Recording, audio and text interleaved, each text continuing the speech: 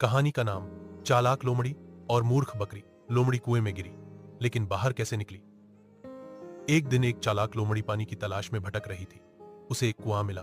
उसने झांका और धपाक, वो खुद ही उसमें गिर गई। अब लोमड़ी बहुत परेशान हुई। अब कैसे निकलूं? तभी वहां आई एक बकरी।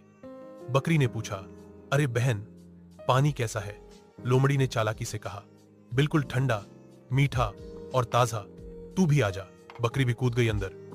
अब लोमड़ी बोली, तू अपने पैरों से मुझे ऊपर चढ़ा दे, मैं बाहर जाकर तुझे भी निकाल लूंगी। बकरी मान गई।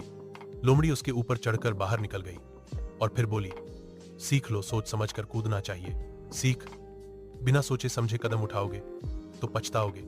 ऐसी ही मजेदार कहानियों के लिए चैनल को सब्सक्राइब करें।